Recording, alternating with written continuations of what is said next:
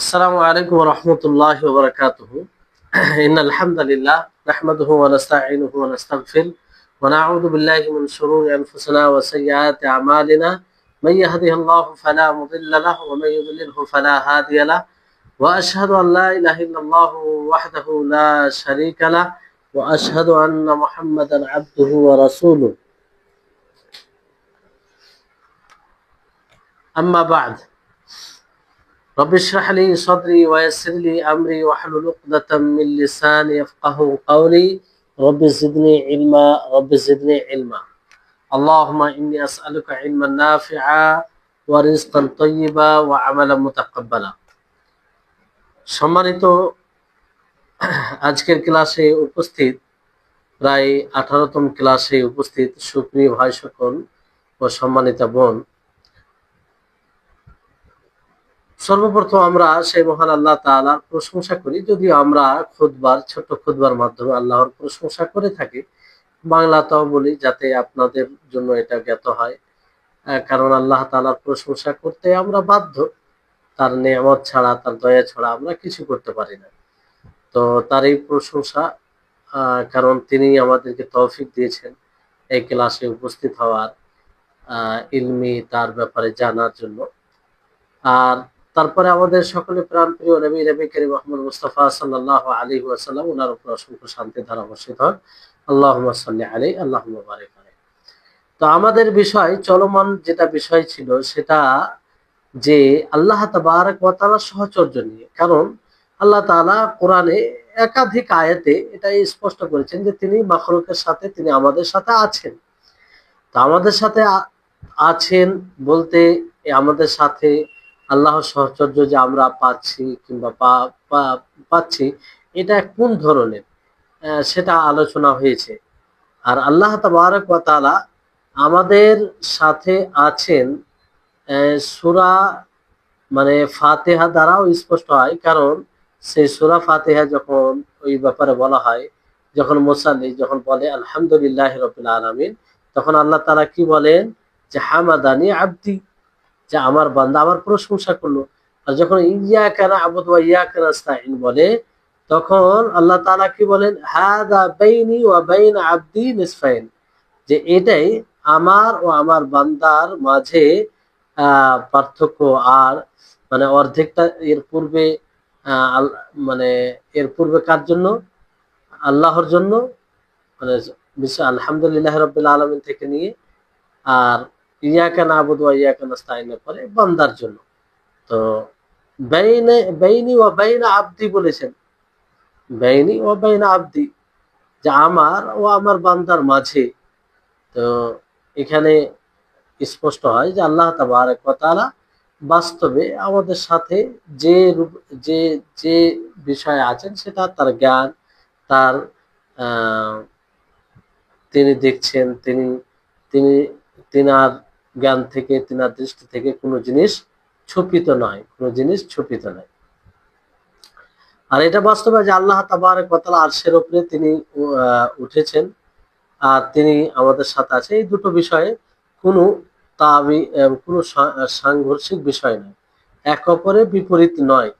হ্যাঁ, ওই সব লোকদের নিকটে এটা এক অপরের বিপরীত মনে হবে যারা আল্লাহ তাবারক ওয়া তাআলার সাথে থাকা, আল্লাহ তাআলার সাথে থাকা এটাকে মাখলুকের সাথে থাকা, মাখলুকের এর সাথে সাদৃশ্য দেয়, তাদের জন্য এটা হতে পারে। তো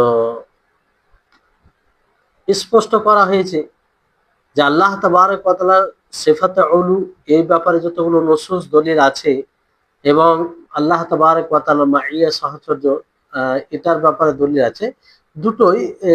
দুটোর মধ্যে সামঞ্জস্য দেওয়া যায়, দুটোর মধ্যে সামঞ্জস্য দেওয়া যায়। তো এটা যদি স্পষ্ট হয় তো আলহামদুলিল্লাহ। যদি কারো বুঝে আসে এটা ভালোভাবে, নিখুঁতভাবে, আলহামদুলিল্লাহ ওইভাবে সে জেনে ঈমান আনবে। আর যদি কারো বুঝতে অসুবিধা হয় তাহলে তাকে এক কথাই বলতে হবে যে আমি আল্লাহর উপরে এবং তার রাসূলের উপরে ঈমান আনছি, আর আল্লাহ এবং তার রাসূল যা বলেছেন সেটার উপরে ঈমান আনছি। এবার যদি কেউ প্রশ্ন করে যে আল্লাহ তাবারক ওয়া তাআলা কেমন করে আমাদের সাথে থাকেন, হ্যাঁ, তো এই ধরনের প্রশ্ন বিদআত হবে। এই জন্য বিদআত হবে যে সাহাবায়ে কেরাম রিজওয়ানুল্লাহি আলাইহিম আজমাইন তিনারা দিনকে সবচেয়ে বুঝতে, দিনকে বুঝার প্রতি সবচেয়ে বেশি আগ্রহী ছিলেন তিনারা। তারপরে এই ধরনের প্রশ্ন করেনি, অথচ এই ধরনের প্রশ্ন করা যদি ভালো হতো তো সাহাবায়ে কেরামদের তাদেরও প্রয়োজন ছিল, কিন্তু তারা করেনি। তার মানে এগুলো প্রশ্ন করা এক ধরনের বিদআত হবে। জি, কেননা তারা আমাদের চাইতে উত্তম, সব দিক দিয়ে উত্তম। তারপরে তারা আহ এই ধরনের প্রশ্ন করেনি। তো এই জন্য আমরা সরাসরি ঈমান আনবো। জি, এবার চিন্তা করুন যে যে প্রথম আয়াতটি রয়েছে, শেখুল ইসলাম ইবনে তাইমিয়া রাহিমাহুল্লাহ যে আয়াত এনেছেন, সেখানে যে খালাকাস সামাওয়াতি ওয়াল আরদা ফি সিত্তাতি আইয়াম সুম্মা ইস্তাওয়া ইয়ালামু মা ইয়ালিজু ফিল আরদি, এখানে যে জমির গুলো আছে না, সেই জমির আর পরে আছে ওয়াহুয়া মাআকুম, যে তিনি তোমাদের সাথে আছে। তো আয়াতের বাহ্যিক অর্থ থেকে কিংবা আয়াতে স্বাভাবিক থেকে যেটা বোঝা জরুরি হয় যে এখানে মাইয়া এটা দাবি করে না আল্লাহ তাআলার সাহচর্য। আল্লাহ তাআলা যে বলে ওয়াহুয়া মাআকুম, তিনি তোমাদের সাথে আছে, এই সাথে থাকা এটা দাবি করে না যে আল্লাহ তাআলা জমিনে আছেন, আর আহ, জমিনে আছেন, অথচ আল্লাহ তাআলা আরশের উপরে তিনি উঠেছেন। তো এটা দাবি করে না, কারণ একই আয়াতে দেখেন, একই আয়াতে আল্লাহ তাআলা কি বলছেন, প্রথমে ওই পুরো আয়াতটি শুনতে গেলে বুঝতে পারবেন যে বলা হচ্ছে সেই আয়াতে যে আল্লাহ তাআলা আসমান ও জমিনকে 6 দিনে সৃষ্টি করেছেন, তারপর আরশে উঠেছেন। তিনি জানেন জমিনে যা প্রবেশ করে, যা বের হয়, সবকিছু জানেন। ওয়া হুয়া মাআকুম, সুম্মা ওয়া হুয়া মাআকুম, আর তিনি তোমাদের সাথে আছেন। এবার আল্লাহ তাআলা তো নিজে পূর্বে বললেন যে তিনি আরশের উপরে উঠেছেন, আবার বলছেন তোমাদের সাথে আছে। তাহলে এই যে আল্লাহ তাবারক ওয়া তাআলার সাথে থাকা, এটা যদি সত্তাগত হয়, তাহলে এই আয়াতেই তো সাংঘর্ষিক বিষয় চলে আসছে। যে আল্লাহ তাআলা এক জায়গায় বলছেন যে আহ আল্লাহ তাআলা এক জায়গায় কি বলছেন, আল্লাহ তাআলা এক জায়গায় বলছেন আহ সেই আল্লাহ তাআলা এক জায়গায় বলছেন যে আরশের উপরে উঠেছেন। আবার যদি ওই অর্থ নেওয়া যায় ওয়া হুয়া মাআকুম, যে তিনি সত্তাগত আমাদের মানে তোমাদের সাথে আছে, তাহলে তোমাদের সাথে সত্তাগত মানে মানুষ জমিনে থাকলে আল্লাহ তাআলা জমিনে আছে, আল্লাহ তাআলা জমিনে আছে, এটা বিষয় চলে আসবে। আল্লাহ তাআলা জমিনে আছে, অথচ এটা কোনোদিন হতে পারে না। আল্লাহ তাবারক ওয়া তাআলার আয়াতে এক অপরের বিপরীত কখনো হতে পারে না। তো এই হচ্ছে বিষয়।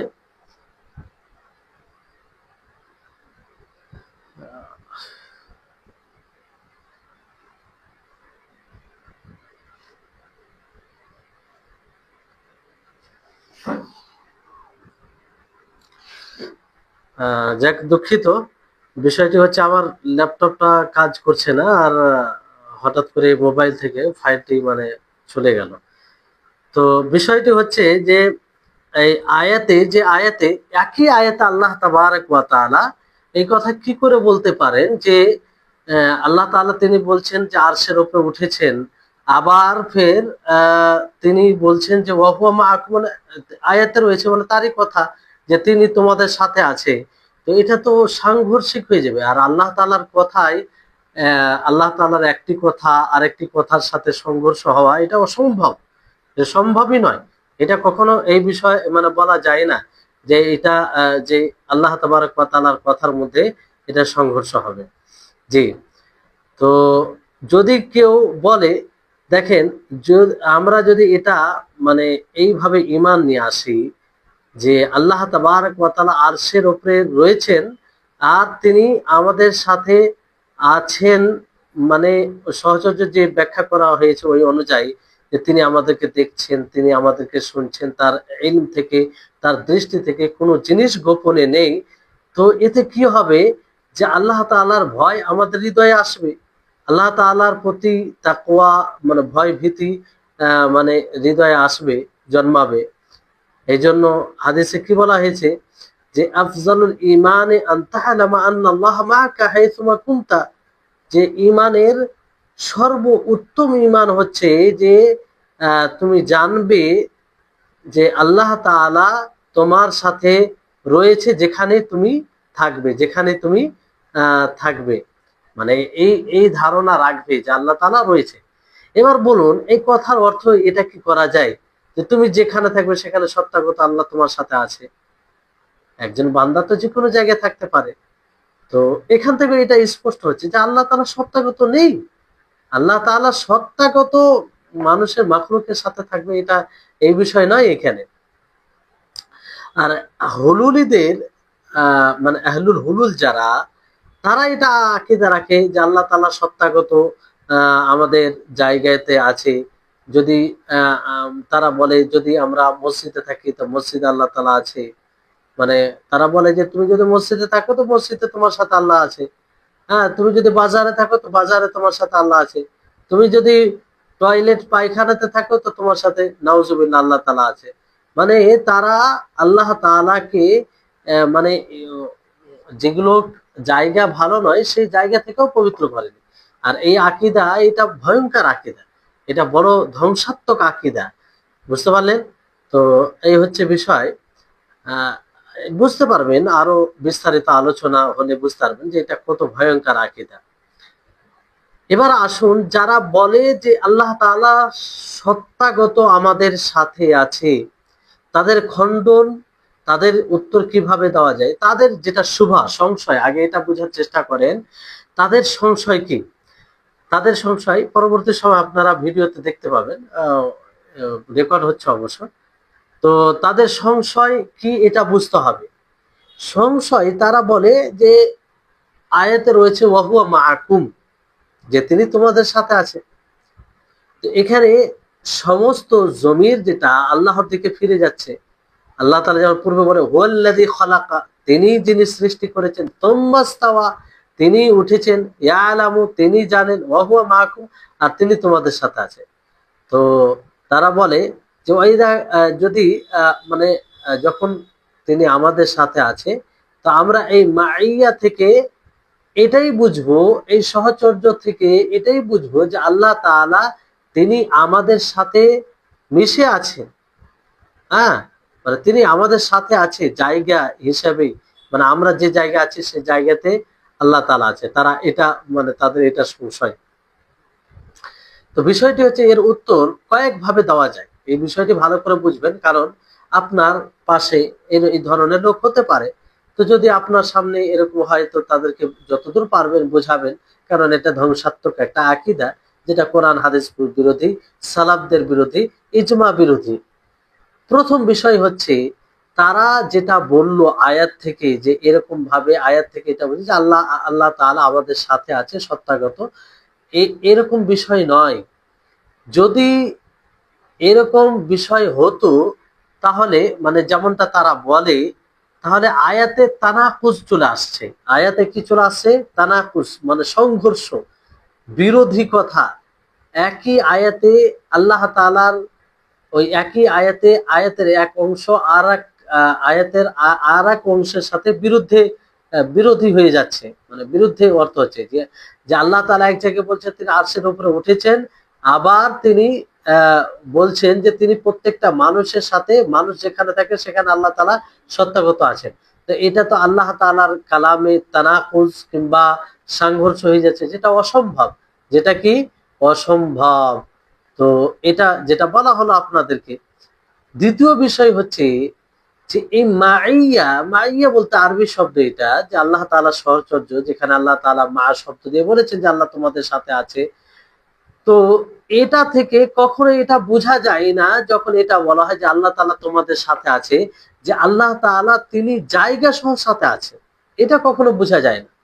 আর এটা বিবেকও আসে না এই ধরনের কথা, এটা অসম্ভব। বিবেকে এই কথা কি করে আসতে পারে?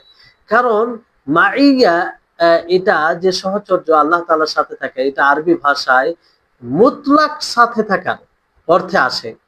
আর এর ব্যাপক অর্থ রয়েছে, ব্যাপক অর্থ রয়েছে। কখনো এটা মানে সংমিশ্রণের সাথে অর্থ দেয়, মানে ঘুলে মিলে আছে। কখনো এটা এই মুসাহাবা সাথ আছে, জায়গা সহ সাথে আছেন, এটা অর্থ দেয়। কখনো এটা মানে স্বাভাবিকভাবে সাথে আছে, যে কোনো দিক দিয়ে হতে পারে। জি, তাহলে তিনটি অর্থ হতে পারে। যেমন যে এমন মাইয়া, এমন সহচর্য আল্লাহ তাআলা যেখানে মা শব্দ দিয়ে বলেছেন তোমাদের সাথে আছে, কখনো এটা ঘুলে মিলে যাওয়ার দাবি করে। যেমন কেউ যদি বলে যে উসকুনি লাবানান মা মাইন, যে তুমি আমাকে পানির সাথে দুধ পান করাও, তার এখানে কি পানিটা পানিটা দুধের সাথে ঘুলে মিলে যাবে, এই অর্থ দেয় এখানে। মানে পানি দুধ সংমিশ্রণ। জি, তো মুখালাতা মানে ঘুলে মিলে যাওয়ার অর্থ এখানে দাবি করে, আর সেটাই অর্থ হচ্ছে এখানে। আর কখনো এই সহচর্য মাইয়া সাথে থাকার অর্থ দাবি করে এটা কি, যে জায়গা সহ সাথে থাকা। যেমন আপনি যদি বলেন যে ওয়াজাদতু ফুলানান মা ফুলানিন, যে আমি অমুক ব্যক্তিকে অমুক ব্যক্তির সাথে পেলাম, যে তারা দুজনেই হেঁটে যাচ্ছিল এবং হেঁটে কোথাও অবতরণ করছিল। তাহলে এখান থেকে কি মানে দুজনেই একসাথে আছে, দুজনেই একই জায়গাতে আছে, এটা বিষয় আসবে, এটা বিষয় আসবে। তো এখানে কি দাবি করলো, যে জায়গা সহ একসাথে। আরেকটি মাইয়া সহচর্য কি অর্থে আসে, যে ইখতিলাত, মানে সেখানে ঘুলে মিলে যাওয়ার অর্থ দাবি করে না, এবং সাথে থাকারও মানে জায়গা সহ সাথে থাকারও দাবি করে না, আমভাবে সাথে থাকা। যেমন যদি বলা হয় যে অমুক ব্যক্তি সিপাহীর সাথে আছে, সেনাদের সাথে আছে, তো অমুক ব্যক্তি সেনাদের সাথে আছে মানে এটা নয় যে সে মানে জায়গা সহ তাদের সাথে আছে, মানে তার লিডারিং আছে, তার নেতৃত্ব আছে, তার সহযোগিতা আছে, তাদের পর্যবেক্ষণ তাদের পিছনে তার সবসময় আছে, এটা উদ্দেশ্য। যদিও সে নিজের রুমে থাকে, রুমে থাকার পরেও কি বলে যে সে সেনাদের সাথে আছে, মানে তার সাপোর্টে আছে, তার সাপোর্টে আছে। তো এখানে না ঘুলে মিলে যাওয়ার অর্থ দাবি করে, না জায়গা সহ যে সেনারা যে জায়গাতে আছে সেই জায়গাতে তিনি আছে, এটা আহ মানে দাবি করে। যেমন এরকমও বলা হয় যে অমুকের স্ত্রী অমুকের সাথে, অমুকের স্ত্রী মানে আহ অমুকের স্ত্রী তার সাথে, মানে যে বলা হয় যে যেমন হামিদের স্ত্রী আহ, তার সাথে রয়েছে, তার সাথে রয়েছে, যদিও তার স্বামী কিংবা তার স্ত্রী তার স্বামী অন্য কোনো জায়গায় থাকে, এই কথা বলা হয়। মানে কেন বলা হয়, যে সব সময় খোঁজ খবর নেই, সব সময় দেখাশোনা করে, এই জন্য এইরকম ভাবে বলা হয়। তো শেখুল ইসলাম ইবনে তাইমিয়া রাহিমাহুল্লাহ তিনি বলেছেন যে সাথে থাকা এটা মানে যখন যেটা অর্থ দাবি করবে সেই অনুযায়ী অর্থ হবে। কখনো এটা ঘুলে মিলে যাওয়ার অর্থ দাবি করলে সেটা অর্থ হবে, কখনো সাথে থাকা যে জায়গাতে সাথে আছে সেই জায়গা সহ সাথে থাকা এটা দাবি করে সেটা অর্থ দিবে। আর কখনো এগুলো কিছুই দাবি করবে না, শুধু সাথে থাকা। যেমন আল্লাহ আল্লাহ তাআলা কি বলেন, যে আহ, বলেন যে ইন্নাল্লাহা মাআল্লাযীনা তাকাউ, যে নিশ্চয় আল্লাহ তাআলা তাদের সাথে আছেন যারা ভয় করেন, যারা ভয় করেন। মানে এখানে কি আল্লাহ তাআলা কি বলছেন, যে যারা মুত্তাকি তাদের সাথে আছেন। তো এই জায়গায় আল্লাহ তাআলা মুত্তাকিদের সাথে আছেন, তো এই জায়গায় এটা কি দাবি করে, এটা কি দাবি করে যে যে আল্লাহ তাআলা ঘুলে মিলে আছে? আল্লাহ তাআলা মুত্তাকিদের সাথে, মুত্তাকিরা যেখানে আছে সেখানেও আল্লাহ তাআলা আছে, এটা কি দাবি করে? না, বরং আল্লাহ তাআলা মুত্তাকিদের সাথে আছে, তার জন্য তার সত্তা যেটা উপযুক্ত। আর এখানে তার দাবি কি, যে আল্লাহ তাআলার সহযোগিতা তাদের সাথে আছে, আল্লাহ তাআলার সমর্থন তাদের সাথে আছে। জি, এটাই মানে অর্থ দেয়, আর এটাই দাবি করে। এই হচ্ছে বিষয়। তাহলে দুটো কারণ আপনারা বুঝতে পারলেন তাদের খণ্ডন করা। একটা মানে মাইয়ার অর্থ, প্রকৃত অর্থ। হ্যাঁ, এটা। তৃতীয় হচ্ছে যে তারা যে আল্লাহ তাআলাকে এইভাবে এই বিষয়ে এইভাবে গুণান্বিত করে, এটা একদম বাতিল। কেমন করে বাতিল? যে তারা যদি বলে যে আল্লাহ তাআলা নিচে আমাদের সাথে আছে, এটা বাতিল। কেন বাতিল? এই কারণে বাতিল কি, নিচে থাকা আমাদের সাথে, আমাদের সাথে সত্তাগত ভাবে থাকা আল্লাহ তাআলা, এটা নাকস, এটা নাকস, এটা তার জন্য নাকস, এটা ত্রুটি, এটা পরিপূর্ণতা নয়।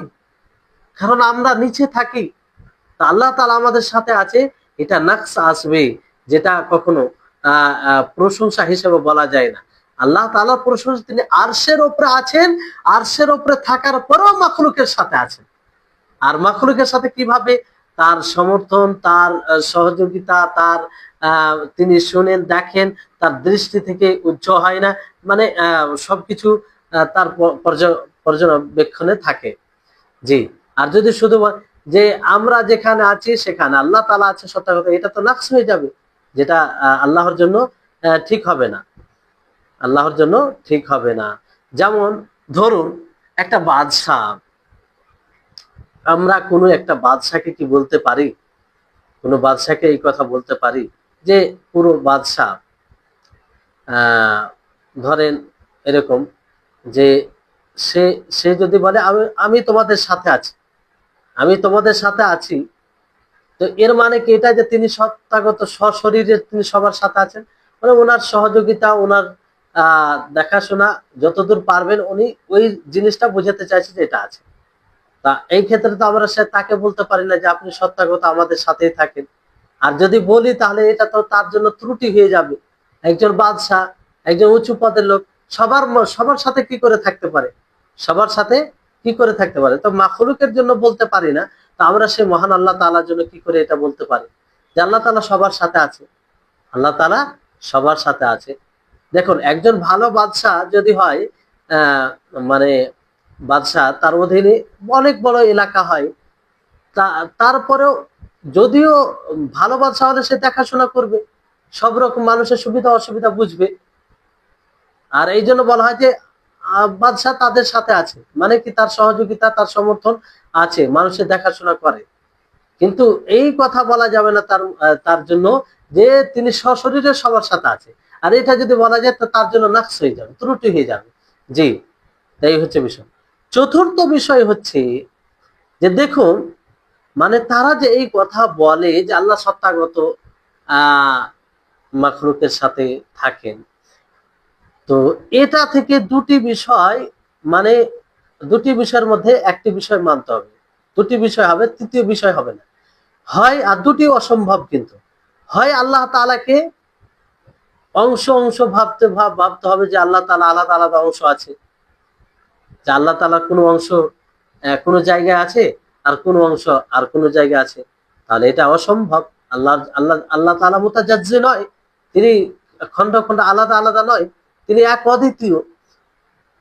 আর না হয় আল্লাহ একাধিক আল্লাহ তাআলাকে মানতে হবে, যে আল্লাহ তাআলা আরশের উপরেও আছেন, আর তিনি সমস্ত মাখলুক, সমস্ত মাখলুকের সাথে বলতে সমস্ত মাখলুকের সাথে প্রত্যেকটা মানে একাধিক, এটা মানতে হবে। দুটোই অসম্ভব, দুটোই অসম্ভব। ৫ নম্বর বিষয় হচ্ছে যে যে এই কথা বলা আবশ্যক করে যে কোন অবস্থায় আল্লাহ তাআলা মাখলুকের সাথে আছেন। হ্যাঁ, মানে তিনি মাখলুকের সাথে কোন অবস্থায় আছেন, মানে কোন অবস্থা মাখলুকের মানে এই কথা চলে আসবে যে আল্লাহ তাআলা মাখলুকের মধ্যে আছেন, মানে হলুল করে গেছেন, আল্লাহ তাআলা মাখলুকের মধ্যে অনুপ্রবেশ করে গিয়েছেন। মানে প্রত্যেকটি জায়গা যেখানে মাখলুক আছে তার মধ্যে আল্লাহ তাআলা হলুল করে গেছেন, তো আল্লাহ তাআলা তাতে হয়ে গেল। তো এই হিসাবে তো এটা ওয়াহদাতুল উজুদের আকীদা হয়ে যাবে, যারা বলেন যে সবকিছুতে আল্লাহ তাআলা রয়েছে, সবকিছুতে আল্লাহ তাআলা রয়েছে। আর এই আকীদাটা খুব ভয়ঙ্কর আকীদা, বাতিল আকীদা। এমনকি এটা, এই আকীদার দাবি যে সে তাকে কুফরি করতে বাধ্য হতে হবে, এটা কুফরি আকীদা। হ্যাঁ, যদি বলা যায় এইভাবে যে আল্লাহ তাআলা আমাদের সাথে জমিন আছেন, তাহলে কেউ যদি কোনো ব্যক্তি বলে যে আল্লাহ তাআলা জমিন আমাদের সাথে আছেন, তাহলে সে কাফের হয়ে যাবে, সে কাফের হয়ে যাবে। তো তাকে এরকম ব্যক্তি, কোনো ব্যক্তি যদি এরকম বলে, তো তাকে তওবা করার কথা বলতে হবে। তাকে কি বলতে হবে? তওবা করার কথা বলতে হবে। তার জন্য হককে সুস্পষ্ট করতে হবে। যদি ফিরে আসে তো ফিরে আসে, ভালো কথা। আর যদি না আসে, তাকে হত্যা করা জরুরি হয়ে হয়ে যাবে ইসলামিক রাষ্ট্রেতে। বুঝতে পারলেন? তাহলে এটা কত ভয়ঙ্কর আকীদা আপনি চিন্তা করুন, যে আল্লাহ তাআলা প্রত্যেক সব জায়গায় আছে, আল্লাহ তাআলা সর্বত্রে বিরাজমান। অথচ আল্লাহ তাআলা আহ, বেশ কয়েকটি আয়াতে, যেটা আপনারা পূর্বে শুনেছেন, যে আল্লাহ তাআলা আরশের উপরে রয়েছেন।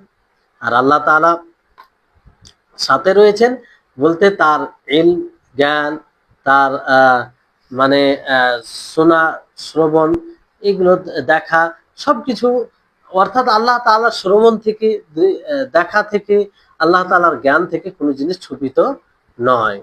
জি। এবার বিষয়টি হচ্ছে যে এখানে আল্লাহ তাআলা সহচর্যে আছেন, এই এর বেশ কয়েকটি আয়াত রয়েছে। তার মধ্যে প্রথম আয়াত হচ্ছে যে আল্লাহ তাআলা বলেন, হুয়াল্লাযী খালাকাস সামাওয়াতি ওয়াল আরদা ফি সিত্তাতি আইয়ামিন সুম্মা ইসতাওয়া আলাল আরশি ইয়ালামু মা ইয়ালিজু ফিল আরদি ওয়া মা ইয়াখরুজু মিনহা ওয়া মা ইয়ানজিলু মিনাস সামা ওয়া মা ইয়ারুজু ফিহা ওয়া হুয়া মা'আকুম আইনামা কুনতুম ওয়াল্লাহু বিমা তা'মালুনা বাসীর। যে তিনি, যিনি আসমান ও জমিনকে সৃষ্টি করেছেন 6 দিনে, তারপরে তিনি আরশের উপরে উঠেছেন, আরশে সমুন্নত হয়েছেন। তিনি জানেন যা জমিনে প্রবেশ করে এবং জমিন থেকে যা বের হয় সেটাও জানেন, আসমান থেকে যা বর্ষণ হয় সেটাও জানেন, হ্যাঁ, আর আসমানে যা চড়ে সেটাও জানেন। ওয়া হুয়া মাআকুম, তিনি তোমাদের সাথে রয়েছেন, আইনা মা কুনতুম, যেখানে তোমরা থাকবে, আল্লাহু বিমা তা'মালুনা বাসীর। আর আল্লাহ তাআলা তোমরা যা কর্ম করো সেটা তিনি দেখেন। তাহলে এখানে যে বিষয়টি, মূল বিষয় আয়াতে যেটা মূল অংশে কথা প্রয়োজন রয়েছে, সেটা হচ্ছে ওয়া হুয়া মাআকুম আইনা মা কুনতুম। এখানে ওয়া হুয়া মাআকুম, আল্লাহ তাআলা তিনি তোমাদের সাথে আছে, তোমরা যেখানে থাকো। এটা মাইয়া আম্মা, যে মাইয়া আল্লাহ তাআলার সাথে থাকা, এটা কয়েক প্রকার করেছেন। একটা হচ্ছে মাইয়া আম্মা, মাইয়া খাসা, মাইয়া আম্মা, মাইয়া খাসা। আবার খাসার মধ্যে 2 প্রকার, মাইয়া খাসা বিওয়াসফিন, মানে কোনো গুণের সাথে এটা, আর একটা কোনো ব্যক্তির সাথে। আর এটা মাইয়া আম্মা মানে এর মধ্যে সকলেই শামিল, কাফের, মুশরিক, ফাজির, সালেহ, সব সকলেই শামিল এতে। ওয়া মাআকুম আইনামা কুনতুম। অর্থাৎ আল্লাহ তাআলা এখানে কি অর্থ দাবি করে? যে আল্লাহ তাআলা পরিবেষ্টন করে আছে তোমাদের, তোমাদেরকে সৃষ্টি করেছেন, আল্লাহ তাআলা তোমাদেরকে জানেন, আল্লাহ তাআলা তোমাদের উপরে কাদির, শক্তি রাখেন, আল্লাহ তাআলার সাপোর্ট রয়েছে, আল্লাহ তাআলা শুনেন, দেখেন। এই রুবুবিয়তের সমস্ত অর্থ আসবে। জি। তাহলে এখানে এখানে কি অর্থ? ওয়া মাআকুম, আল্লাহ সত্তাগত নেই আমাদের সাথে। দ্বিতীয় আয়াত হচ্ছে আল্লাহ তাআলা বলেন, মা ইয়াকুনু মিন নাজওয়া সালাসাতিন ইল্লা হুয়া রাবিহুম ওয়ালা খামসাতিন ইল্লা হুয়া সাদিসুহুম ওয়ালা আদনা মিন যালিকা ওয়ালা আকতার ইল্লা হুয়া মাআহুম আইনামা কানু সুম্মা ইউনাব্বিহুম বিমা আমিলু ইয়াওমাল কিয়ামাতি ইন্নাল্লাহা বিকুল্লি শাইইন আলিম। ইল্লা হুয়া মাআহু আইনামা কানু এখানে বলা হয়েছে। জি।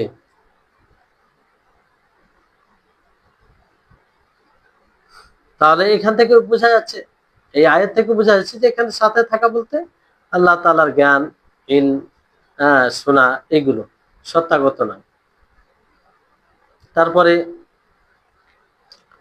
আপনার মাই আম্মা, যে মাই আম্মাতে মুশরিক, কাফির, মুমিন, বের, ফাজির সকলে শামিল রয়েছে। কারণ এটার অর্থ হচ্ছে যে আল্লাহ তাআলা তাদেরকে জানেন, তাদের উপর শক্তি রাখেন, আল্লাহ তাআলা শুনেন এবং দেখেন। তারপরে তৃতীয় আয়াত হচ্ছে লা তাহজান ইন্নাল্লাহা মা'ানা, লা তাহজান ইন্নাল্লাহা মা'ানা, যে আপনি চিন্তিত হবেন না, নিশ্চয় আল্লাহ তাআলা আমাদের সাথে রয়েছে, নিশ্চয় আল্লাহ তাআলা আমাদের সাথে রয়েছে। তো এখানে আসলে সম্বোধন কি? আবু বকর রাদিয়াল্লাহু তাআলা আনহুকে, নবী সাল্লাল্লাহু আলাইহি ওয়াসাল্লামের পক্ষ থেকে আবু বকরকে খেতাব। আল্লাহ তাআলা বলেন, ইল্লা তানসুরুহু ফাকাদ নাসারাহুল্লাহু ইয আখরাজাহুল্লাযীনা কাফারু ثاني اثنين إذ هما في الغار إذ يقول لصاحبه لا تحزن إن الله معنا। অর্থাৎ আল্লাহ নবী যখন গারে তিনি কয়েকদিন 2 দিন 3 দিন লুকিয়েছিলেন কাফেরদের থেকে বাঁচার জন্য, মানে হিজরত করে যাচ্ছিলেন তখন। তো ওই সময় নবী সাল্লাল্লাহু আলাইহি সাল্লাম তার সাথে কি বলেছিলেন, লা তাহজান, তুমি চিন্তিত হয়ো না, ইন্নাল্লাহা মা'ানা, নিশ্চয় আল্লাহ তাআলা আমাদের সাথে রয়েছেন। তো এখানে কয়েকটি বিষয় রয়েছে যে আল্লাহ তাআলার সহযোগিতা কখন, যখন তিনি বের হন। কারণ আল্লাহ নবী যখন বের হন তখন কাফেরেরা আল্লাহ নবীর ঘরকে ঘিরে রেখেছিল, তারা নবীর উপরে আক্রমণ করার জন্য পুরোপুরি ভাবে প্রস্তুত ছিলেন, কিন্তু আল্লাহ তাআলার সহযোগিতা ছিল বলেই তাদের সামনে দিয়ে চলে গেল, তারা জানতেই পারলো না।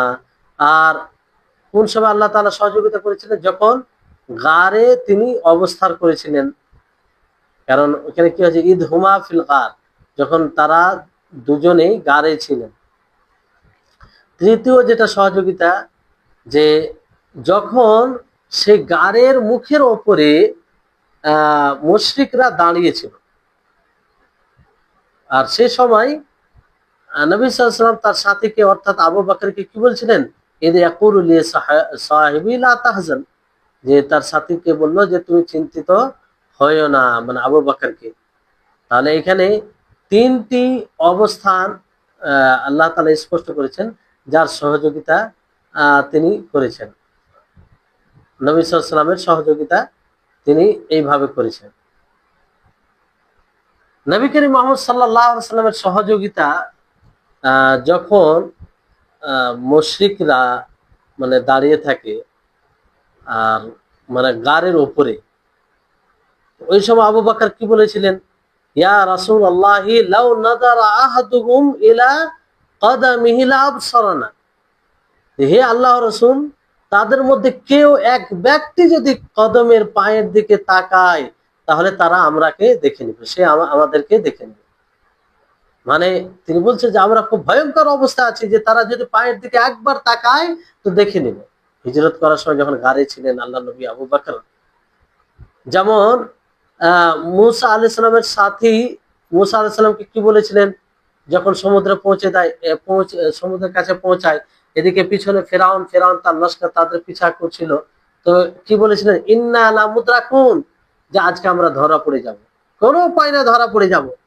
তা মুসা আলাইহিস সালাম কি বলেছেন, কাল্লা, কখনো না, ইন্না মাই রব্বি সায়াদিন, যে নিশ্চয়ই আমার সাথে আমার রব রয়েছে, যিনি আমাদেরকে রাহনুমাই করবেন, তিনি রাস্তা দেখাবেন। এখানে নবী সাল্লাল্লাহু আলাইহি ওয়াসাল্লাম ওইভাবে কি বললেন আবু বকরকে, লা তাহজান ইন্নাল্লাহা মা'ানা, যে তারা যদি নিচে দেখে নিবে তারপরে তুমি চিন্তা করিও না, কারণ আল্লাহ তাআলা তো আমাদের সাথে রয়েছে। আল্লাহ তাআলা সাথে রয়েছেন কি, আল্লাহ তাআলার সহযোগিতার সাথে রয়েছে, আল্লাহ তাআলার সহযোগিতা, তার সমর্থন, মানে তার তাইদ রয়েছে, তার সহযোগিতা রয়েছে। তো তুমি চিন্তিত হয়ে না, তুমি স্থির থাকো, আর এতে কোনো অসুবিধা নেই, এতে অসুবিধা নেই। এক প্রকার তারপরে আবু বকর রাদিয়াল্লাহু তাআলা আনহু এর হৃদয়ে নিরাপত্তা অনুভব করলো, যে চিন্তার কোনো বিষয় নেই, ইন্নাল্লাহা মা'ানা, নিশ্চয় আল্লাহ তাআলা আমাদের সাথে আছে। এখানে লা তাহজান, চিন্তিত হয় না, ইন্নাল্লাহা মা'ানা, এখানে ইন্নাল্লাহা মা'ানা, যে আল্লাহ, নিশ্চয় আল্লাহ তাআলা আমাদের সাথে আছে, এটা মাইয়া, কোন মাইয়া, এটা কোন মাইয়া, এটা মাইয়া হচ্ছে খাসা, খাসা বিশেষ, বিশেষ মানে বিশেষভাবে আল্লাহ তাআলার সহযোগিতা আল্লাহ নবীর সাথে এবং আল্লাহ মানে নবী সাল্লাল্লাহু আলাইহি ওয়াসাল্লামের সাথে আবু বকর রাদিয়াল্লাহু তাআলা আনহুর সাথে রয়েছে, এটা খাসা। আর এটা কি সহযোগিতা, বিশেষ সহযোগিতা, বিশেষ সমর্থন।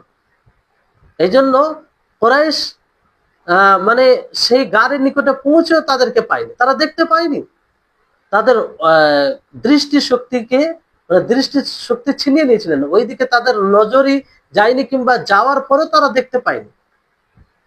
এটা আল্লাহ তাআলার সহযোগিতা নয়, বিশেষ সহযোগিতা আল্লাহ তাআলা। আল্লাহ তাআলার বিশেষ সহযোগিতা। কিন্তু এই ক্ষেত্রে অনেকেই বলেন যে যেগুলো বিভ্রান্তিকর কথা, মানে যেহেতু কথা এলো তো বলে নি, কারণ সমাজে এগুলো ছড়িয়ে আছে, যে অনেকেই বলে যে ওই সময় মাকড়সা, আপনারা বুঝেন তো যে মাকড়সা ঘর বানায়, আহ ঘর টরে মানে ওর ঘর বানায় আহ, জালি জালি আকারে। তো মাকড়সা আছে সে মানে গাড়ের মুখে, মানে সেই গর্তের মুখে, গুহার মুখে জালি বানিয়ে দেয়, তার ঘর বানায়। আর ওই সময় কবুতর এসে কবুতর আসে, আর কবুতর বসে থাকে। তো মুশরিকরা সেখানে এসে যখন দেখে যে মুখে কবুতর রয়েছে আর মাকড়সার ঘর রয়েছে, তো তারা তারা ভাবলো যে এখানে কেউ হবে না, এখানে কেউ হবে না, তারা সেখান থেকে চলে গেল। তো এটা একদম বাতিল, একদম বাতিল আর আয়াত বিরোধী কথা এটা। কারণ এটা আল্লাহ তাবারক ওয়া তাআলার বিশেষ সহযোগিতা ছিল। তাহলে এটা যদি তার উপরে মাকড়সা থাকে, মাকড়সার ঘর থাকে, আর তার উপরে কবুতর থাকে, তাহলে তো স্বাভাবিকভাবে মানুষ ঘুরে চলে যাবে। এটা স্বাভাবিক বিবেকে আসবে যেখানে কেউ প্রবেশ করেনি, চলে যাবে। তো এটা কোন ধরনের সহযোগিতা হলো আল্লাহ তাআলা? হ্যাঁ, আল্লাহ তাআলার সহযোগিতা কি আয়াতে কিভাবে বলা হয়েছে? আয়াতে বলা হয়েছে, আবু বকর রাদিয়াল্লাহু তাআলা আনহু কি বলছেন, যে আল্লাহর রাসূল তারা যদি একবার নিচে দেখে তো আমাদেরকে দেখে নেয়। তো যদি মাকড়সার ঘর, মাকড়সা থাকতো, মাকড়সার ঘর থাকতো কিংবা কবুতর থাকতো, এরকম কিছু থাকতো, তাহলে এই কথা বলার মানে কি?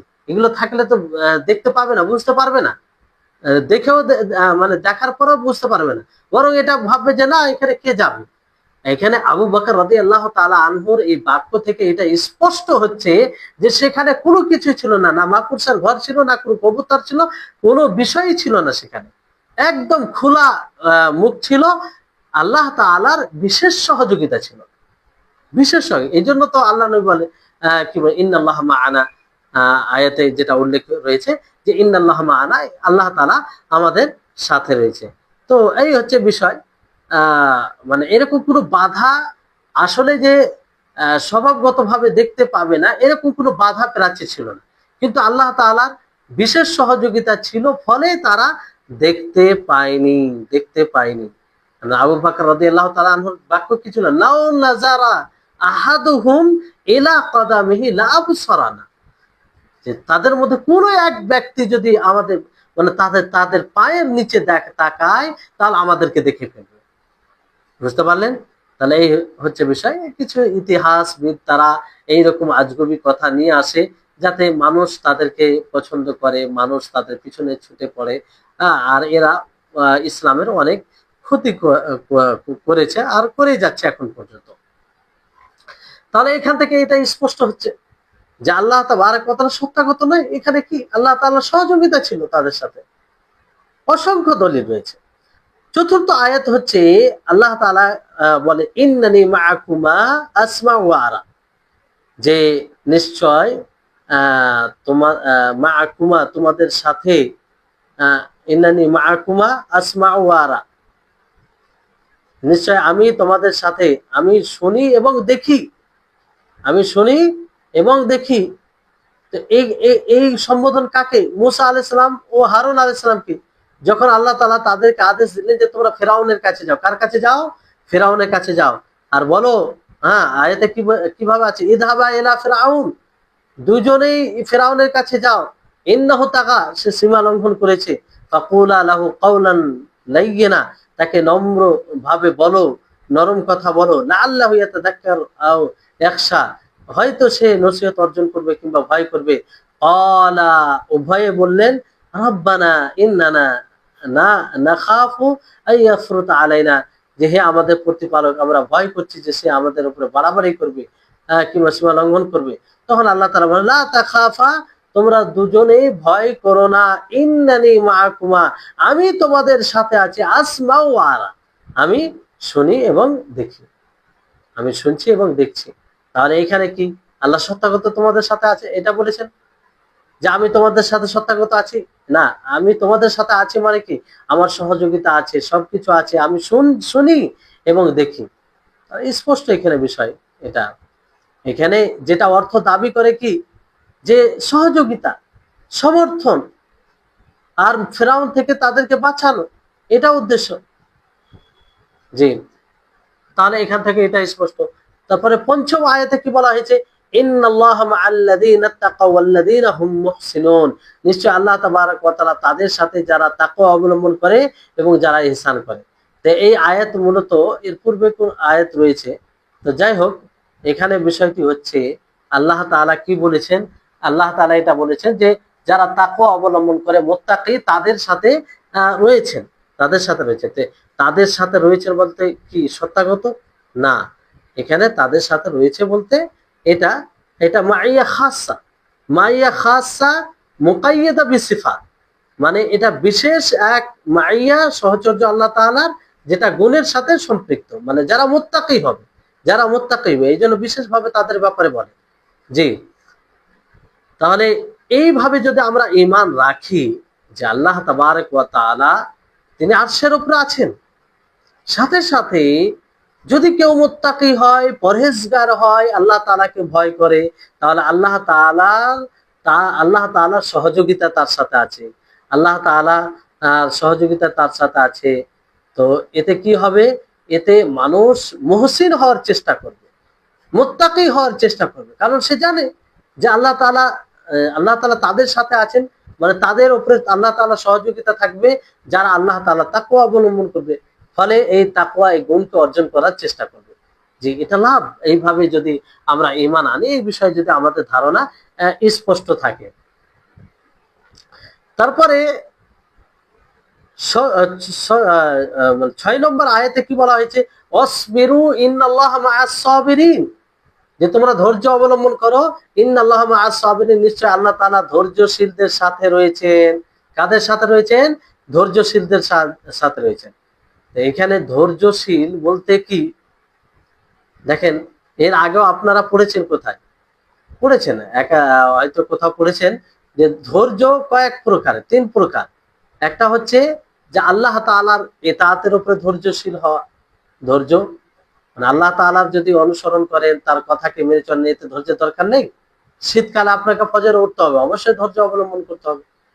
আপনার সাথী সঙ্গীরা নামাজ পড়েন, আপনি নামাজ পড়তে আসেন, তো এতে বড় ধৈর্য অবলম্বন করতে হয়। আর অনুরূপ ভাবে আরেকটি ধৈর্য হচ্ছে সবর, হচ্ছে যে গুনাহ থেকে বিরত থাকার ক্ষেত্রে, এতে বড় ধৈর্যের প্রয়োজন পড়ে। গুনাহ, আপনার যে কোনো গুনাহ করার প্রয়োজন পড়ছে, কিংবা মন চাইছে আপনার, কিন্তু সেটাকে উপেক্ষা করে আপনি কি করলেন, সেটাকে উপেক্ষা করে আপনি সেটা করলেন না, মানে গুনাহের কাজে গেলেন না।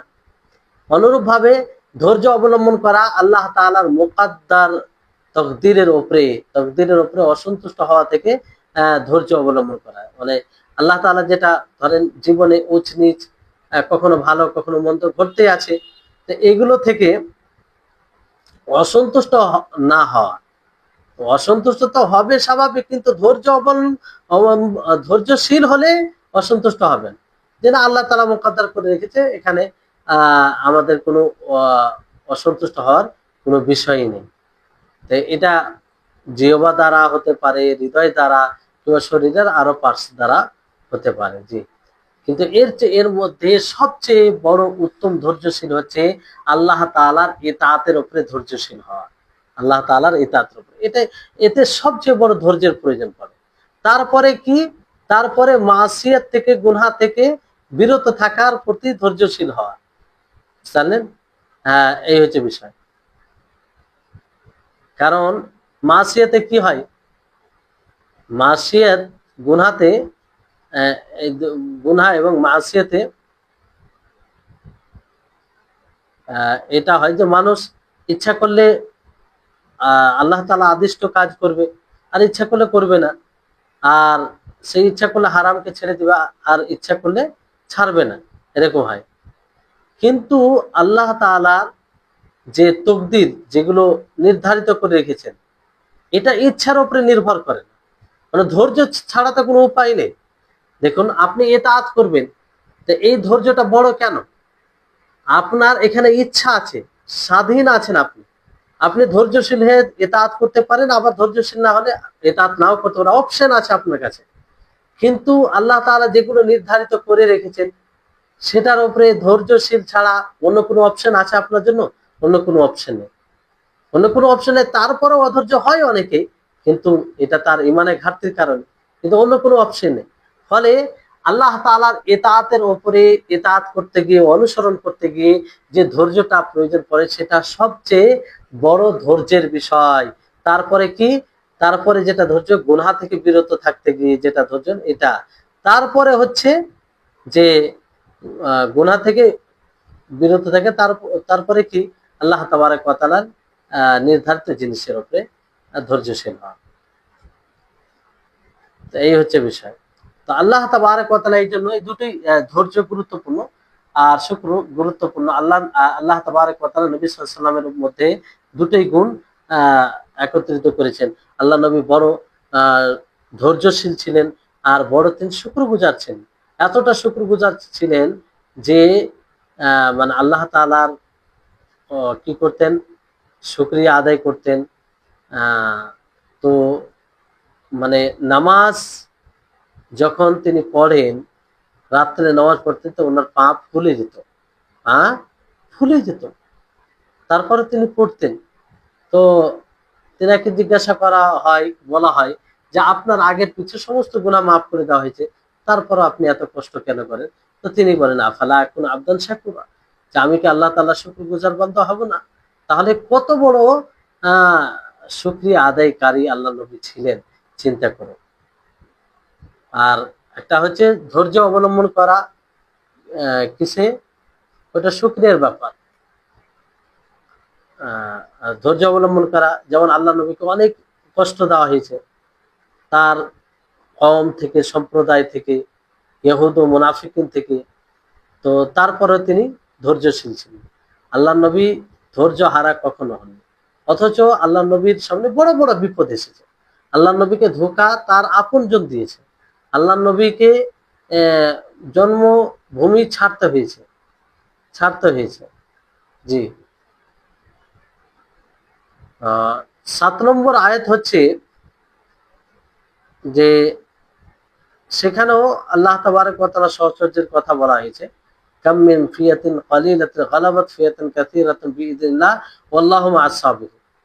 যে কত ছোট গিরোহ জামাত, তারা প্রাধান্যতা পেল বড় জামাতের উপরে আল্লাহ তাআলার অনুমতিতে, আর আল্লাহ তাআলা ধৈর্যশীলদের সাথে রয়েছে।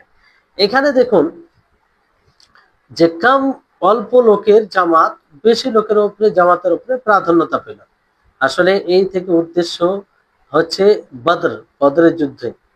আর আসহাবে তালুত এর ব্যাপারও আছে যে সে প্রাধান্য, আসহাবে তালুত কম থাকার পরেও দুশমনদের উপরে ভারী হয়েছিল, শত্রুদের উপরে। আর বদরের ব্যাপারে তো জানেন যে মুসলিমদের সংখ্যা মাত্র 313 এরকম ছিল, 11, 12, 13 এরকম ছিল। আর মুশরিকিনদের সংখ্যা কত ছিল? 900 থেকে 1000 পর্যন্ত। মুশরিকিনদের সংখ্যা 900 থেকে 1000 পর্যন্ত। তারপরও বদরি সাহাবী নবী সাল্লাল্লাহু আলাইহি ওয়াসাল্লাম তাদের উপরে জয় লাভ করেছিলেন। আর আসলে এই বদর যুদ্ধটা সরাসরি হয়নি। আবু সুফিয়ানের কাফেলা, তার দল আসছিল কোন জায়গা থেকে, অনেক সামান নিয়ে আসছিল। তো তার পিছা করা হয়। এবার আবু সুফিয়ান তাদের মুশরিকিনদেরকে বলে পাঠালো যে তোমরা যদি এই কাফেলাকে বাঁচাতে চাও, তাহলে তৈরি হয়ে এসো। এইভাবে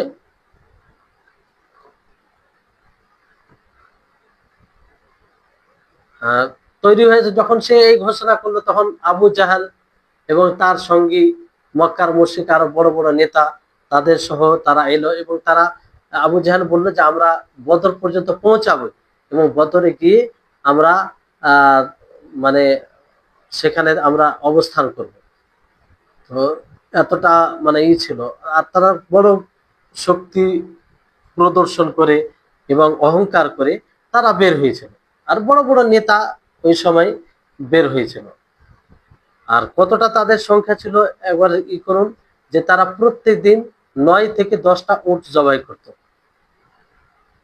আর নবী সাল্লাল্লাহু আলাইহি সাল্লামের যে সেনাদের সাহাবীদের সংখ্যা কি 314 অথবা 13, যাই হোক এরকম রয়েছে। আর মাত্র 70টি মানে উট ছিল, আর 2টি ঘোড়া ছিল। আর তারা লড়তে কাদের বিরুদ্ধে গেছিল? আরবের সবচেয়ে বাহাদুর লোক, কিংবা যাদের চর্চা ছিল, যাদেরকে সবাই সম্মান করত, যাদের দেখে ভয় করত, তাদের বিরুদ্ধে। তো ওই জায়গায় আল্লাহ তাবারক ওয়া তাআলার বিশেষ সহযোগিতা থাকার কারণে কি জয় লাভ করেছিলেন। তো এটা সহযোগিতা আল্লাহ তাআলার। আর ওই কথাটা আল্লাহ তাআলা বলছে আল্লাহুম্মা আস-সাবিরিন, আল্লাহ ধৈর্যশীলদের সাথে রয়েছেন, কারণ তারা ধৈর্যশীল ছিলেন। বদর যুদ্ধ এমনি হয়ে যায়নি, ওই অবস্থায় অনেক সংকটে তারা ছিল, তারপরও আল্লাহ নবী ডাক হলো কিংবা বুঝতে পারলেন, তখন তিনারা এই যুদ্ধের জন্য প্রস্তুত হয়ে গেলেন। এই হচ্ছে মাইয়া এর। এবার যদি এর উপরে আমরা ঈমান আনি, এর ফলাফল কি এটা বলে আজকের ক্লাস শেষ হবে।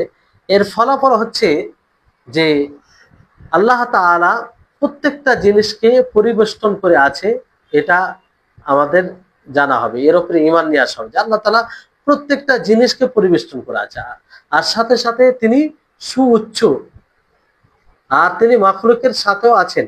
কিন্তু মাখলুকের সাথে কি কোন ধরনের সাথে, সেটার ব্যাখ্যা করা হয়েছে, আশা করি আপনাদের মনে আছে।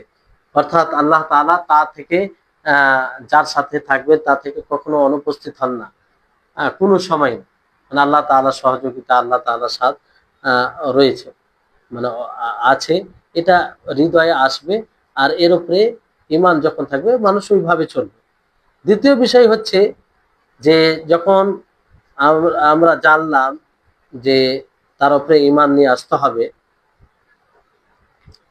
দ্বিতীয় বিষয় কি, যে আমরা যখন জানবো যে আল্লাহ তাবারক ওয়া তাআলার সাহচর্য আমাদের সাথে থাকে, তাহলে আমরা কি করব? আল্লাহর উপরে ওইভাবে ঈমান নিয়ে আসবো।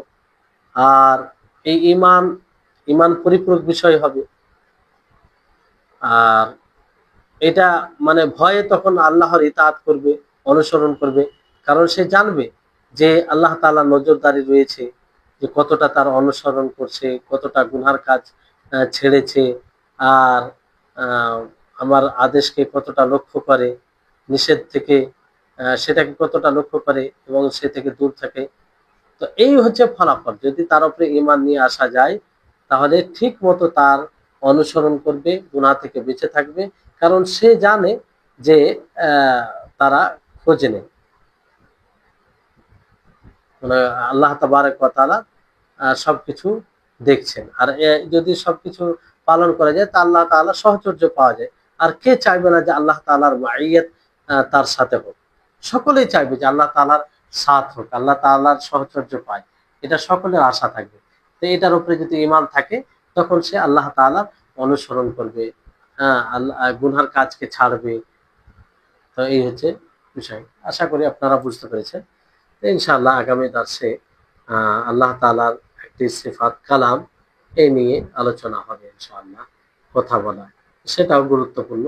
আল্লাহ তাবারক ওয়া তাআলা আমাদের সকলকে সার্বিকভাবে তৌফিক দান করুন। জি, ওয়া আখির দাওয়ানা আলহামদুলিল্লাহি রাব্বিল আলামিন। আসসালামু আলাইকুম ওয়া রাহমাতুল্লাহি ওয়া বারাকাতুহু।